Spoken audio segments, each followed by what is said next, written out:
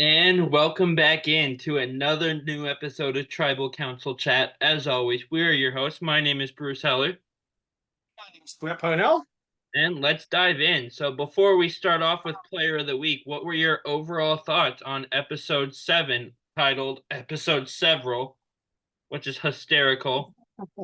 That was shout out to Jelinski at both the title and in the immunity challenge. Jelinski dropped merch this week, by the way. That's great. And if you look at the cartoon on his shirt, he looks like Shaggy from Scooby Doo. I'll send you a picture when we finish recording. Sounds good. I haven't seen it. It's hysterical. But So I what are see your how that would work though. overall thoughts on this episode though? Best episode of the season so far. Nice, I nice. always love this. I always love this episode with the double tribal. Lots of gameplay, lots of strategy, nowhere really to hide when you have the merged tribe split in half. And also, it really the way they have it set up in the new era. This really throws any tribal alliances you had out the window because you don't know who you're going to be put onto a team with in the immunity challenge, and thus have to vote with when you get to tribal council, regardless if you quote win or lose. Yeah, totally agree. The double tribal is fun. The Yanu 3 somehow getting randomly split into them all three being on the same group again is quite the phenomenon. But yeah, great episode. So, before we dive into the full recap, who is your player of the week?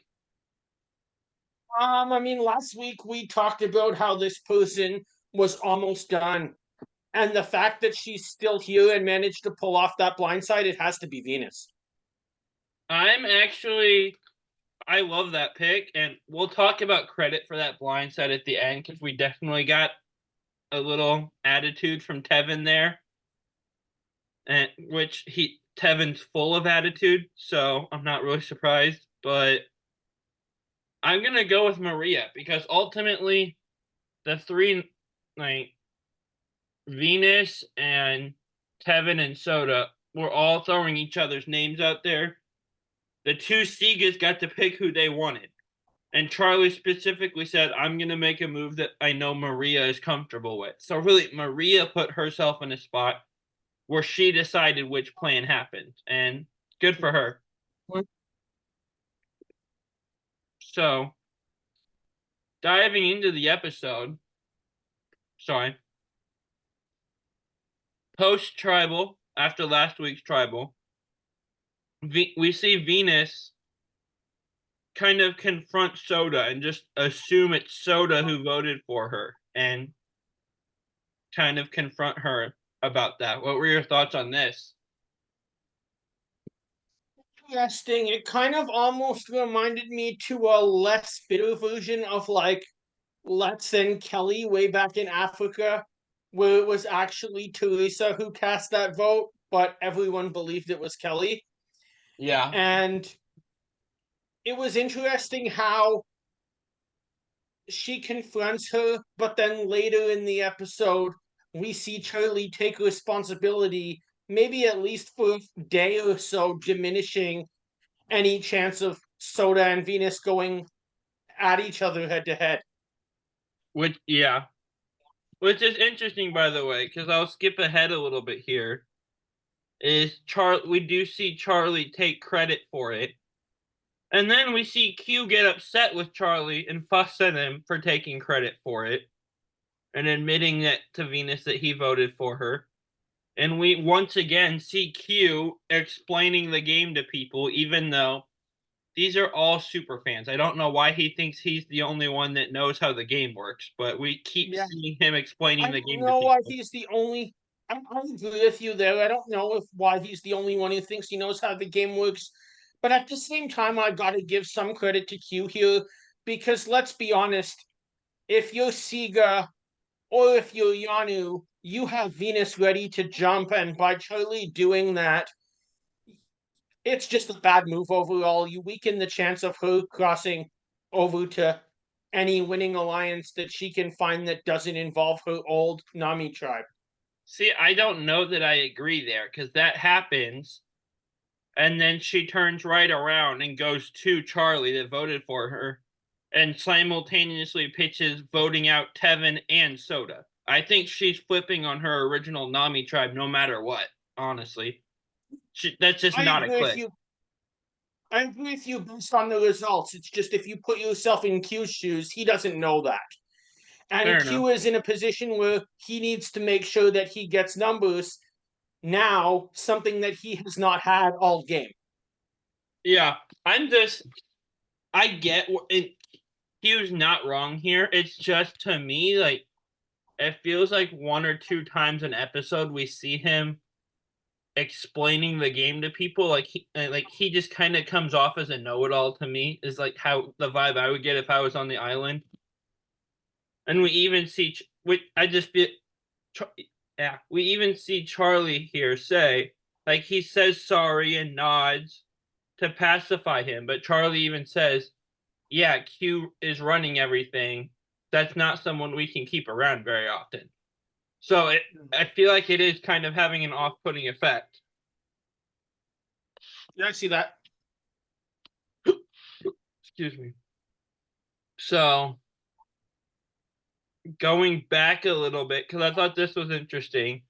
While Venus was confronting Soda, we saw Tevin point out in a confessional that he doesn't trust Venus or Soda. So he was happy to see them going against each other. And just the whole dynamic between these three is so weird. Like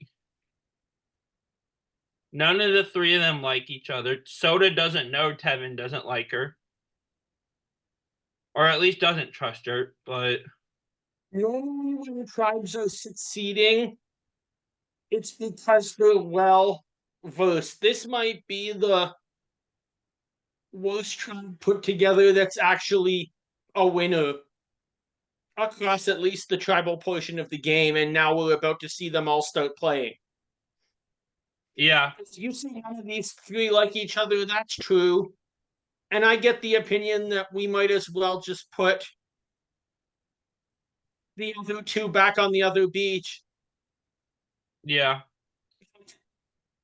Hunter and Liz into that as well. yeah.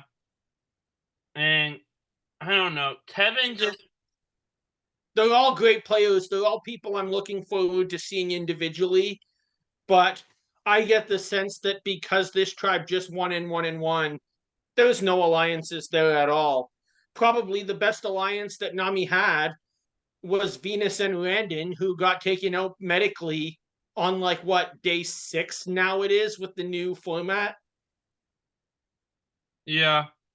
And well, Tevin and Hunter, like I'm not the biggest Tevin fan, but him and Hunter seemed like they had a thing going in the late Yeah. pre-merge going into the merge.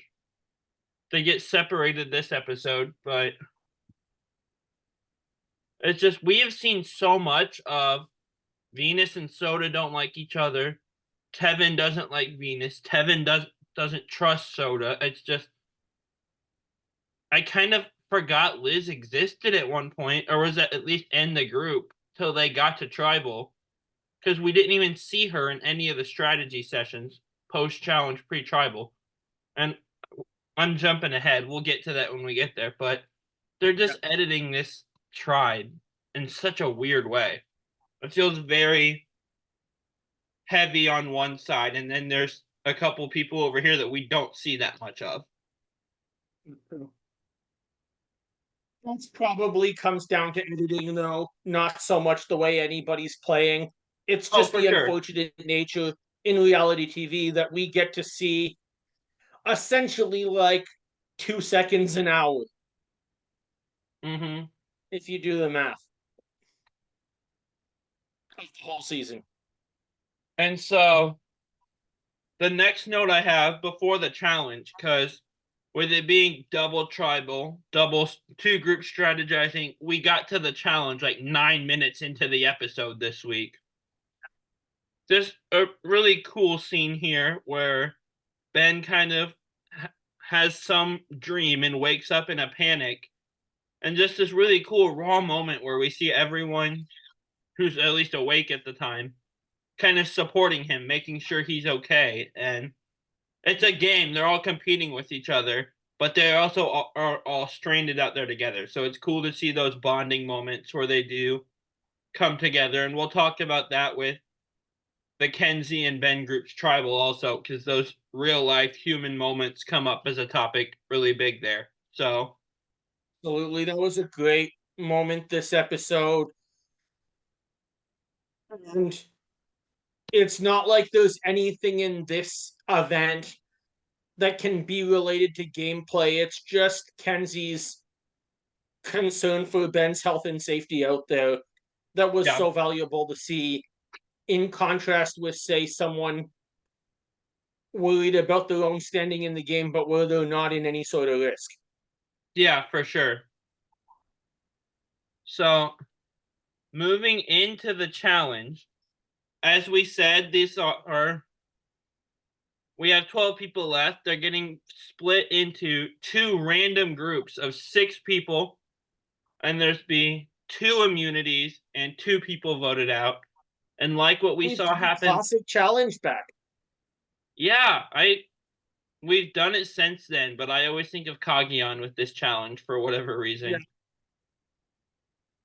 But and also they showed clips from the 42 one that I had forgotten how choppy the water was on that one.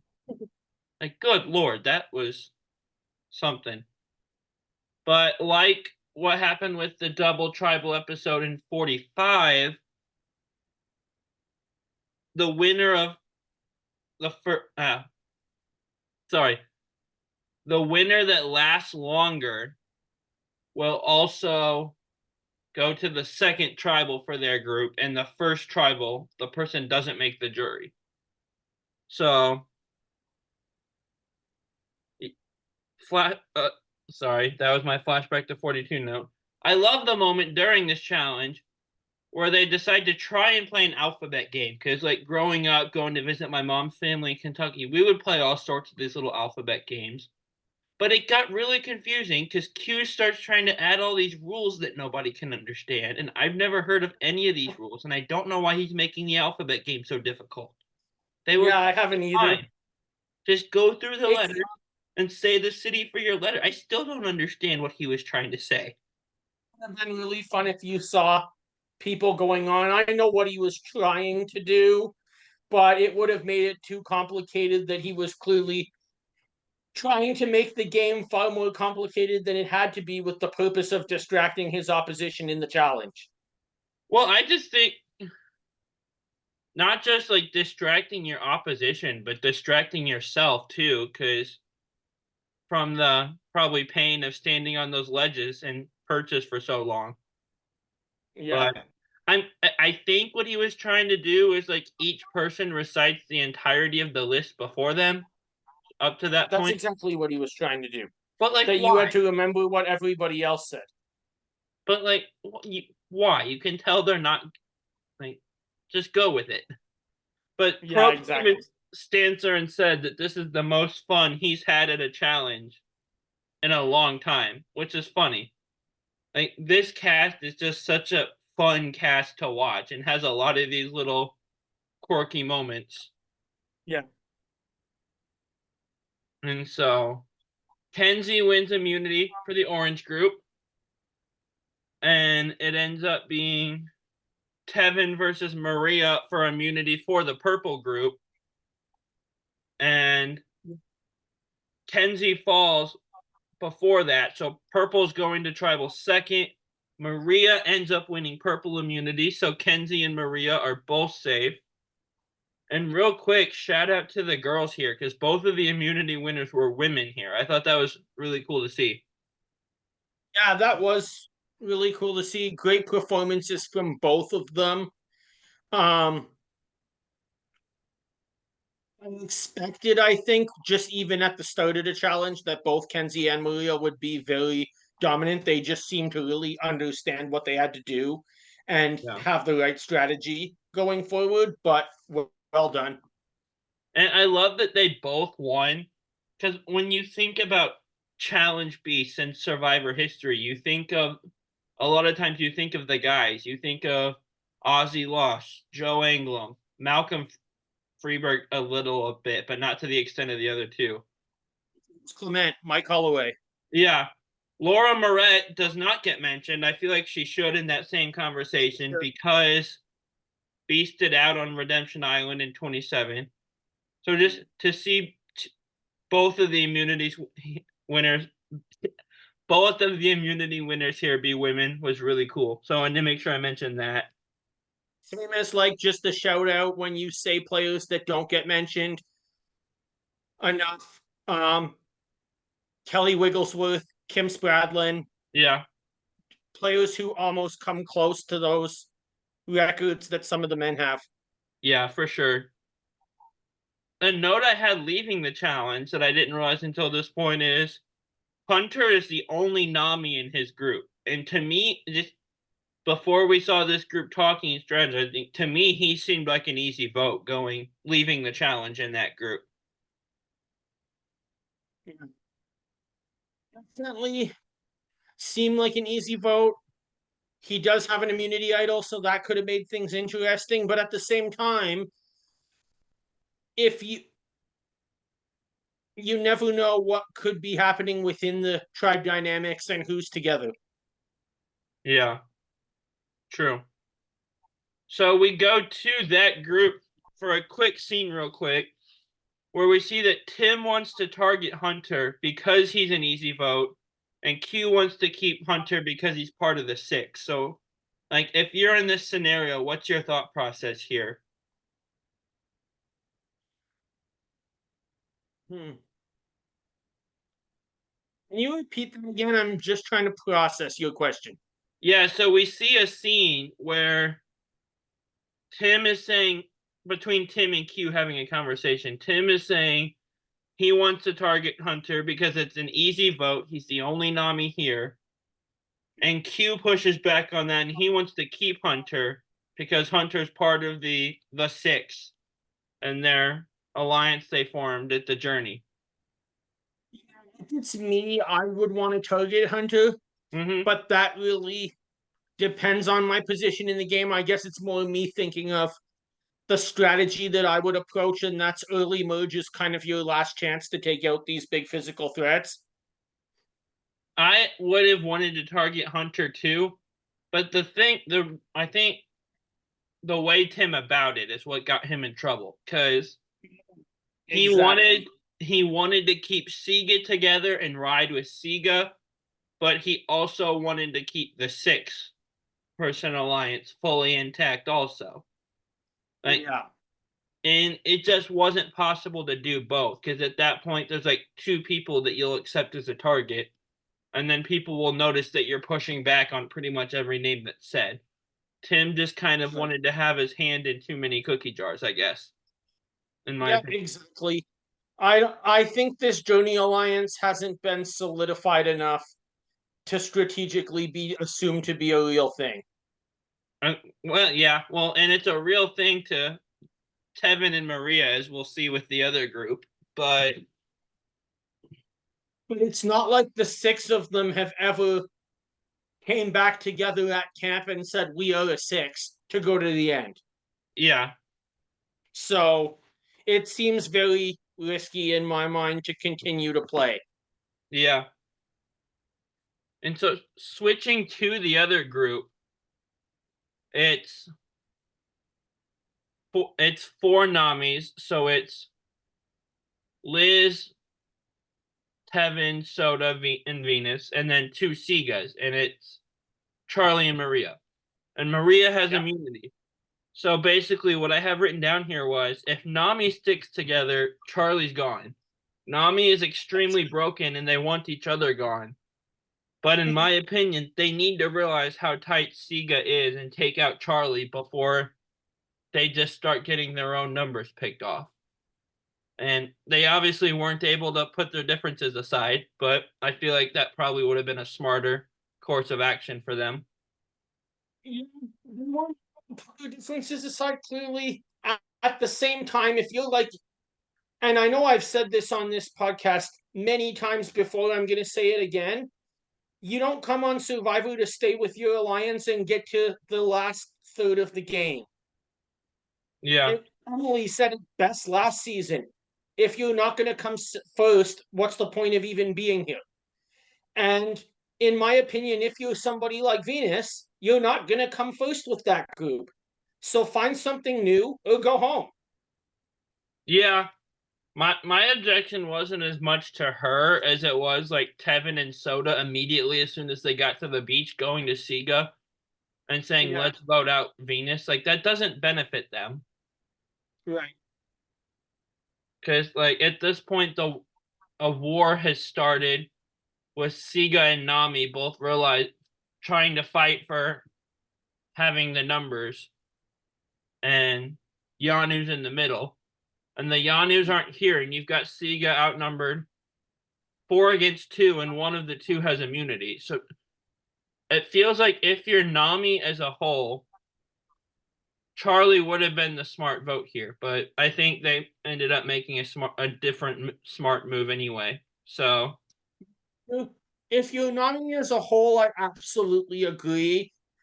I guess my thought is just that Nami isn't a whole. that's fair. And ultimately, this is either if Nami was to be a whole, you're looking in a situation where Kevin or Hunter just run away with this game. Yeah, And if Nami breaks apart, I'm looking at a situation where I think, depending on what happens in the final third, because I always go back to Scott Pollard's speech and say the end game is what really matters. yeah, But in the final third, in my opinion, Venus as well as Liz just gave themselves a great shot at winning this game, something they didn't have yesterday. I'm still kind of curious how good of a shot Venus has to win. I think she has a good shot to go to the end. I think the thing that worries me about her is Venus is one of these people that's just very blunt and is going to say what's on her mind the way she's thinking it. And that can come off as rude to people. As like Maria said, it felt like you were coming at me, even though like Venus didn't know that's how she came off. But I think that could get her in trouble as far as a jury is concerned. So I don't feel like it's likely that she wins, but I think she could be a 0 vote finalist, is kind of where I'm at with her right now. Interesting. A chance either way, because I'm not so convinced. I'm convinced that she could have a great end game and run away with it. True. It just, she would have to change the way she's approaching things because she's making waves a lot right now. Yeah. Or if you get to the end, people could assume, okay, easy to beat, and maybe you get a jury that respects that kind of gameplay, even if they weren't a fan of it in the game. Yeah. And speaking of Venus, we have a scene next year where we say Soda tells us, I think in a confessional, that she wants Venus gone because Venus doesn't trust her. And I'm just like, why would she? Yeah. Soda's given her no reason to. Exactly. We did what so this is interesting, especially now that it's over. And we'll talk about the blind side in a bit, but we didn't really get to see a lot of where she was coming from. No, and I think because episode 1, we saw it looked like Soda and Venus were going to be tight. And then Yeah. as soon as Soda started hanging out with Tevin more, is when Soda started just randomly ignoring Venus and the kind of rivalry contentiousness started. And we had never really seen Hunter say anything about Venus one way or another. Then he started hanging out with Tevin and the same. I think Tevin just poisons people against the people he doesn't like. Like he seems to be a very influential person as far as like because Soda and Hunter both, we really hadn't seen them have negative things to say about Venus or think she was so until they started hanging out with Tevin and he started putting those thoughts in their head that we had seen him say and seen as his opinions, but now his Tevin's opinions are becoming everyone's opinion. That not That's everyone, true. but the people he hangs out with at least. That's my theory on it. That makes a lot of sense. And maybe getting too close with someone who's very opinionated could be very detrimental in the game as a long run. Because ultimately, you don't need one juror's vote. You need, what is it now? Probably six? Yeah, I think so. And the thing is, Tevin and Venus both come off as being very opinionated. And I think in that aspect, they're similar enough that it just like magnets that are just going to repel from each other. Because they both notice how opinionated the other person is, but neither one of them sees it in themselves. So True. we'll see which one of them goes first. And I'm expecting a little bit of an argument between them next week based on the end of Tribal, but we'll get to that. So the very next thing we see after Soda saying she wants Venus is Tevin says he wants Venus and Soda gone. And if it isn't Charlie, which one of these girls will he gun for first, is my question. Which he answered a minute later, where he says he separated himself from Soda. And we even see him pitch Soda to Maria and then to Charlie. And so he has set his course of action here to take out Soda, which kind of surprised. I mean, we saw him say Soda has got to go either last episode or the episode before, but like he and Venus have had open contention against each other, whereas Soda really never came for Tevin. And like I'm not necessarily upset to see her go. I think it was a good move. I'm surprised he went for her before he went for Venus. Yeah, I agree. And so and we kind of already got to this. Maria sat Venus down and pointed out to her that she isn't well, no, this isn't that. Maria points out to Charlie that Venus just kind of isn't good at reading the game. And at that point, I kind of have to agree. Like, it doesn't really seem like she's reading the situation around her very well because the names we've seen floated out there are Charlie and Soda. And then she comes up to Maria and says, let's vote out Tevin. It Like, was bizarre. yeah. And No one's talking about Tevin. Keep it. If you want to succeed and when you're on the bottom, you got to keep it at on whoever might be a target and just stick there. It's like I remember when this happened in the episode, my dad was in the room and he just said right away, okay, Venus is going home tonight. yeah, for sure. And so, oh, sorry, I lost my place in my notes for a second. We see Charlie say a great quote here, which is Nami's cracks are like oceans between continents. And what's funny is right before he said that, my thought was that these cracks are the Grand Canyon, basically, between these three people. Liz is there also. We don't see a single scene of her in any of this strategizing that I remember. Or so that's I think she made a couple brief appearances maybe. with with Maria and Venus at the same time, but not much. But yeah, they just and maybe I'm biased on this because she's a fan of our show, but I just don't like they've barely shown us any of Liz. I don't get it. Like, why is she kind of getting the purple edit here? I don't get that either. I still think there's a good chance though that at some point once we maybe see a couple of big moves made and a couple of big threats leave the game, that she maybe becomes a main character in the season around like the final. Yeah, that's true. And See how that so goes. My last note Because I before. mean, ultimately, we're still early in the game. We're not even halfway done. Well, if you think about it, we might be, because a typical season has 13, 14 episodes, and this was episode 7. So we are about halfway through the season, I'd say. That yeah. But a real interesting scene here is, I don't know if this is. I, I took this as Maria just kind of trying to help Venus. And she says, like, when you come at people and you talk to them, it feels like you're coming at them, like, aggressively. And that puts me off. Which is an interesting scene here, because that's how it's felt, just listening to Venus talk to people. And I just genuinely don't Yeah. think she realizes that's how it comes off. That's just part of that bluntness and just brutally honest that we talked about earlier. But I'm interested to see if Venus makes any sort of an adjustment on this front going forward after this conversation. Hopefully she does.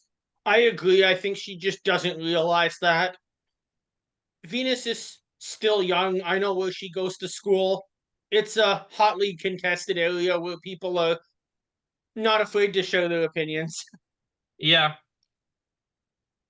And so we go to the other group, and it seems like the targets are Hunter, as we mentioned earlier, but also Ben and Tim. So somehow, again, the three Yanus are in the power position, and it's interesting to me. Like, they have, as It awful makes as, sense though, because there's only 6 of them on this beach. yeah, in So a, they have 3. The other tribes are split. The Yanus are in the were we in the weaker position the whole pre-merge, so therefore the 2 other tribes are gonna want to take each other out as opposed to focusing on a tribe of 3. And Kenzie is wearing the necklace. So I yeah, think they're in a well-deserved power position here for the first time in the game, rightfully so. yeah, they are. And in a way, as awful as their tribe was in the pre-merge, and as much as losing as they benefited from all of that. Because by having less numbers, they're the ones that both of the other 2 tribes are going to want to bring in when we eventually have a normal post-merge tribal where there's only one person with immunity and we're all in one group. The 3 Yanus are going to be who everyone wants.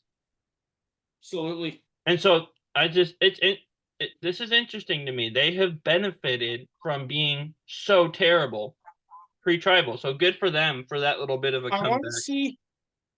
I want to see what happens next week because I thought going into the future that one of 2 things is really going to define this season, and it's going to come out this Wednesday night. And that's either Ayanu is going to go now, or we're watching 44 all over again. It's funny that you mentioned 44, because my last 2 notes before the first tribal was Q tries to get Kenzie and Tiff to switch the vote, and both of the girls get annoyed. And my last note was, is Yanu the new Tika? Who, in 44, Tika got down to 3 pre-merge, and then the 3 of them all made it to Final Four, despite watching them bicker and wondering if they were going to turn on each other the whole post-merge. Yeah. I think And the 3 of them still really close today. if Yanu makes it past this next episode all intact, and if one of the 3 of them goes home, it's going to be Q. But if Yanu makes it past this next tribal intact, I think we are going to see Tika again, where they maybe not 3 of the final 4, but they'll all go pretty deep into the game. At least for the finale Yeah. So at 6. we shall see. And I called it, by the way.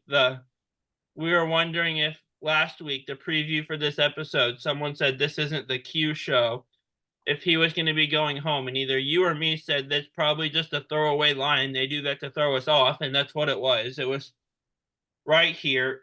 Either Tiffany or Kenzie was frustrated, well, both, that he kept trying to flip it back and forth and control things. So we'll Yeah. see if that lasts or not. I think If a Yanu goes home next week, it'll be Q. I don't think it'll be either of the girls. But so yeah, let's get into the first tribal, which there's not a ton here, but I kind of love the talk here about the honest human moments and the bonds and how those make the game even harder than the game already is. That was interesting to me. Yeah, it was. I really liked it. I would say it's true. When you're interacting with some people that you actually care about and not just see as pawns on a chessboard blocking you from $1 million, it's going to make the game a lot more complicated. Yeah. And again, I don't have a ton of notes from this tribal. I will say, of all the different ways I have seen people wear buffs on this show, I think Kenzie's the first one I've ever seen use one as a hair bow. That one was new. And my last Really note a is first. I realized during this tribal, Kenzie's grown on me a lot. Like the second episode, the one where Jess went home, I didn't wasn't her biggest fan yet at that. That episode felt kind of like clicky to me for some reason from her and Tiffany. But she's grown on me a lot. I like Kenzie now. And honestly, if you were to ask me right now who I thought was gonna win halfway through the season, I'll say we are. I think it's gonna be Kenzie. Like Yeah, it's a great thing. she's been playing awesome. She seems super nice and super likable. And like we've seen it with Ben here, we saw it with Banu the day he went home. Even the people that she's targeting are once out, she'll be there for and comfort you. And just as Banu is going through all the stages of grief that his game is dead, she was there comforting him. And so Let me just say, while that's a great point, and I certainly think that you could be onto something, please, Survivor Gods, don't let it happen because Kevin has her on his team and was his first overall pick. honestly though, yeah, if one of your people goes home next week, I think he already wins. He was bragging to me about all the math he's done after the episode. We were texting because we text a lot, but I just she's great strategically and also Absolutely. just the way she is as a person is very likable and very smiley, and that plays well with jurors. And I mentioned I think if Venus makes the end, she'll have trouble getting jury votes just kind of based off of social game struggles and likability. And I think Kenzie's the opposite of that. I don't think she'd struggle getting jury votes at all. So that's kind of my biggest takeaway from that group this episode is I think has the she's kind of who I'm looking at right now as far as winning. And the edit is giving her a lot of attention also, which other than 43, the edit usually gives a decent amount of attention to the winner throughout the season. Absolutely. Can't agree more. And even with 43, Gabler got a decent amount of Yeah. attention. They just didn't present him as somebody who had a shot at winning. Because and I go through this a lot. I'm not going to do the whole spiel again, but production has a hard time editing seasons where someone wins based off of building friendships, not being strategic. Exactly. So, did you have any notes from the first tribal before we go to the second tribal other than Tim goes home? I expected that to happen. Nothing really to add, but I do want to ask you something in between tribals, kind of before we start the second. Okay. And real quick, I will say Tim goes home. We talked about it already. I think he goes home because people realize he was trying to play two different alliances and keep two different alliances fully intact. He just was trying to do too much, basically. But Tim was a likable guy. His exit confessional saying he's the sexiest dad that's ever played the game was hysterical. And so that's the first tribal. What question do you have between tribals here? talk about is the fact that I know we mentioned it before, but now that it's happened, that only the second tribal makes the jury. I don't like it. Interesting. I never liked it last season. I don't like it in theory this season. But there's one thing I thought of while it was going on that made me at least kind of not mind the idea, and that's that the tribe who goes to the second tribal, because they're not on the jurors bench, doesn't potentially change everything that they've worked on as a result of whoever was voted out in the first tribal council. Yeah, true. That's one thing I think might be a bit of an advantage, and that I like is that Tribe 2 is playing based on Tribe 2, not, oh, X happened with our previous 6 members, so let's pivot. Yeah, and we saw that happen in 42, where Roxroy was Yeah. probably going home. And then they saw who got voted out before that and sent Tori home instead. So I see your point, because but I also just I made fun of Earn the Merge last season and called it Earn the Jury, and then the next boot after that still didn't make the jury. So I'm not convinced the show didn't make this rule just to prove a point to me, but production might be Yeah. trying to teach me a lesson to not make fun of their twists. I don't know. It's not going to work, but so moving into the second tribal. And here's my first note, and we talked about this a little bit. Until Jeff asked her a question, I forgot Liz was in this group because they didn't show her during the strategizing. And so, yeah, just Liz getting a purple edit. I don't know why. And Tevin looks surprised by the second soda vote. So he was, I, that kind of felt like that reaction when the second soda vote came in and Tevin acted surprised. It felt like he was left out of this, which was He was weird because left out of then, this. and we'll talk about why that was weird at the end. But so Soda does go home, which is just kind of satisfying for me. I just wasn't a fan of hers for whatever reason, and I think it's the way they edited her. Yeah. They pretty much only showed her not liking Venus, so I would have Yeah, we liked to didn't see see more from her. much from her. I did love the after all the tension between them. I did love that she got up and went and hugged Venus, and like the tension and the negativity stayed in the game. And here's what's interesting, and why Tevin's look of surprise was interesting. Soda asks Venus if the blindside was her, and Venus says yes, and then they hug. The camera cuts to Tevin, who mouths the word no, it wasn't, to himself.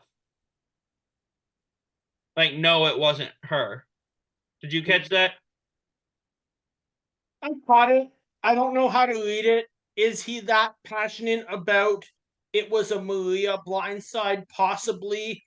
Is he also just pissed off about the fact that he essentially Tevin was blindsided tonight as well? See, that was my original thought. I also kind of thought he was saying no because based on the edit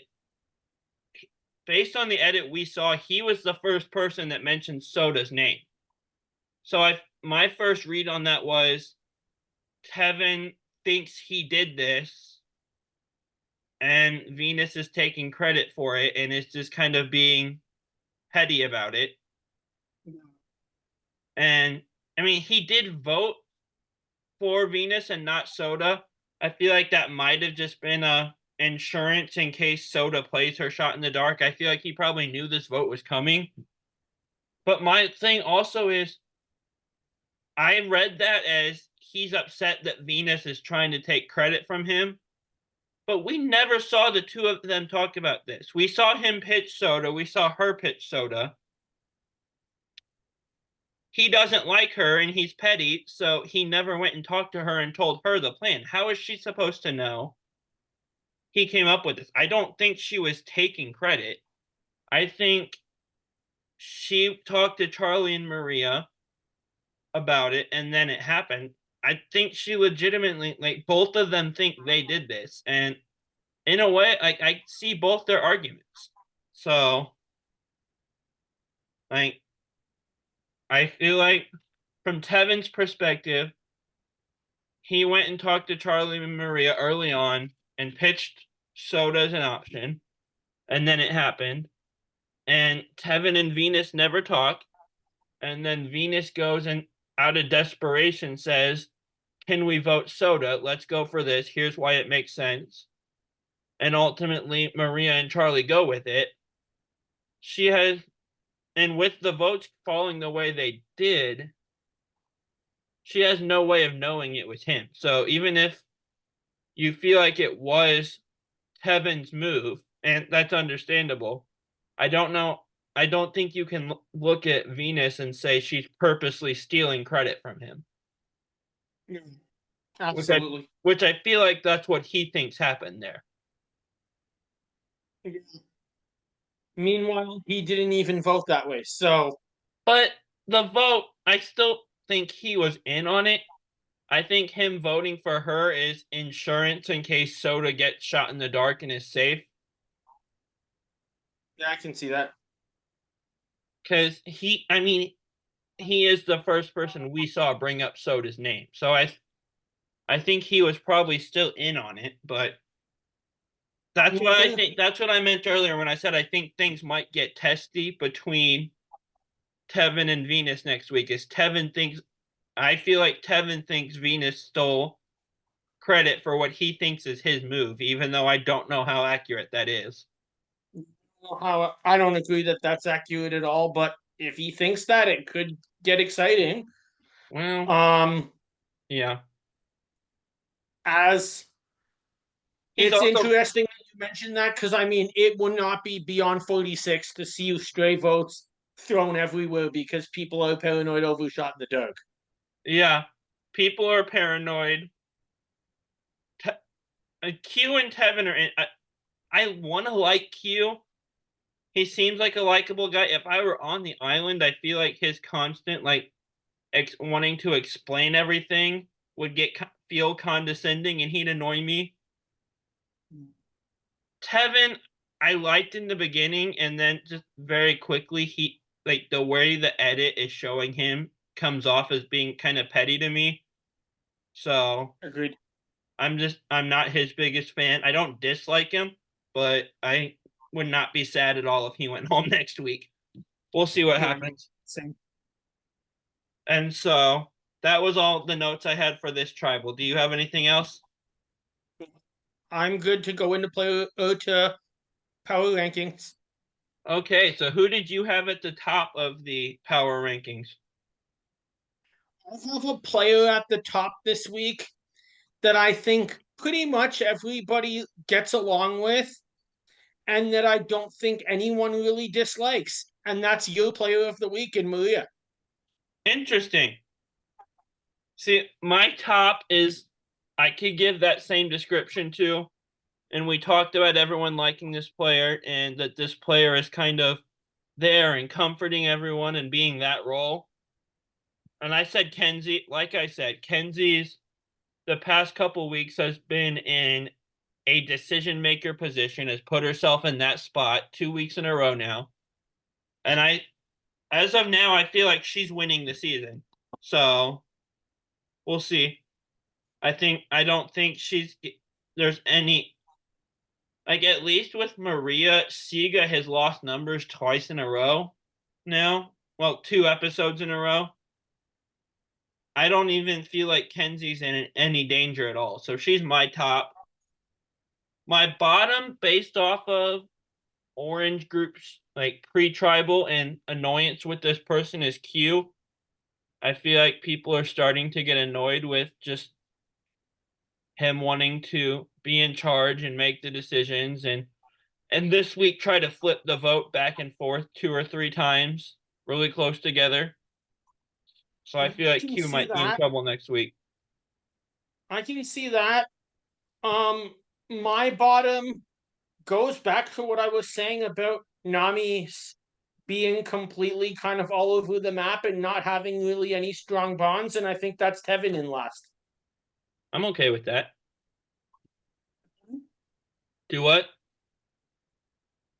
I said I'm okay with that. So, align blindside first boot. Do you want to go first or do you want me to?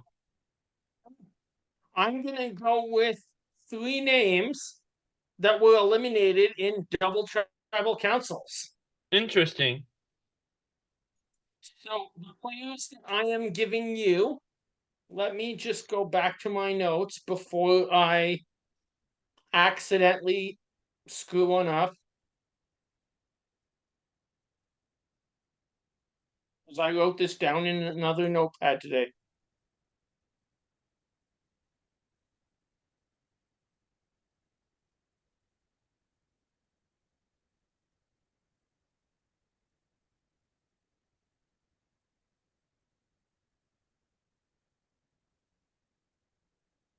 No, for double tribal episodes, your options are Angie from Palau, Yeah. Ian from Guatemala, Hmm. and Christina from Cook Islands. So all middle old school. Season one back to back.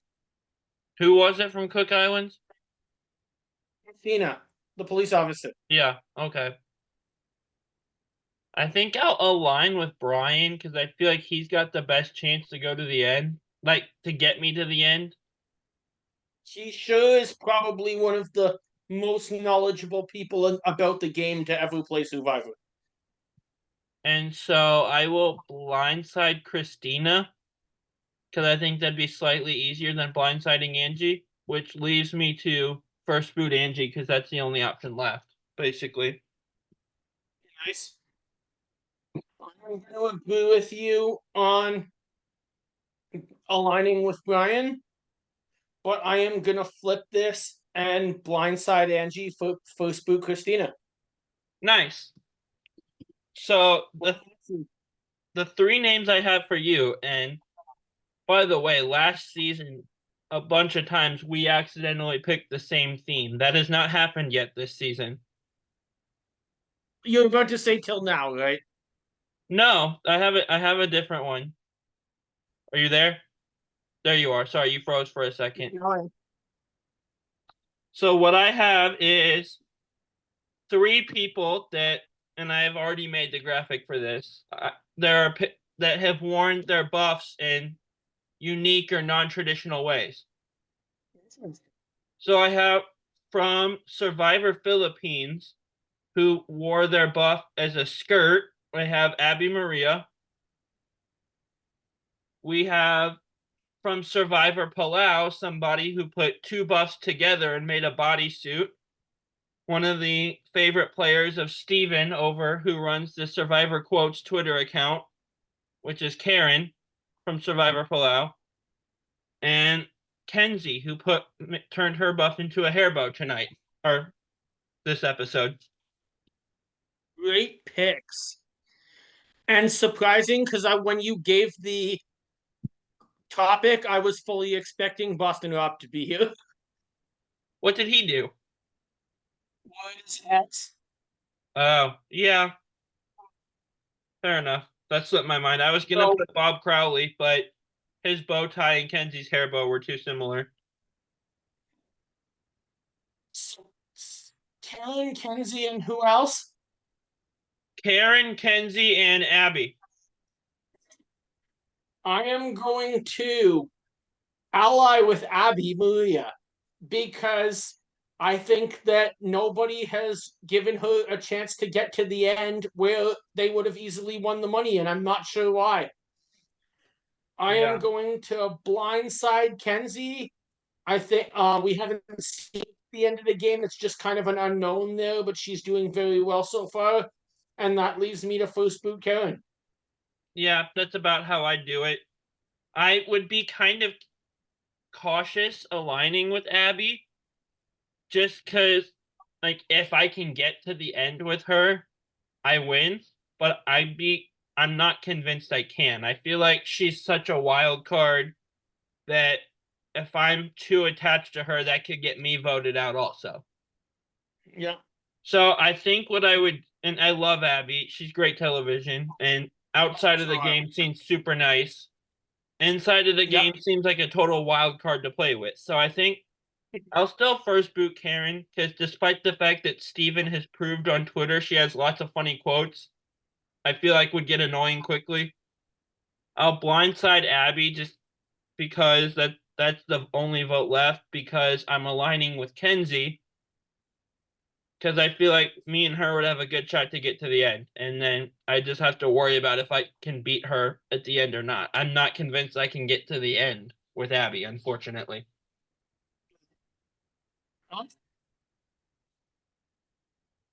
So, do you have anything else before we sign off for this week? Great episode. Looking forward to seeing next week. I really think on Wednesday, my prediction is we're going to watch the episode that defines the season. It's definitely going to be the episode that defines Yanu and whether they're going to be Tika or not. Yeah. All right. With that said, everyone grab your torches and head back to camp. Bye, guys.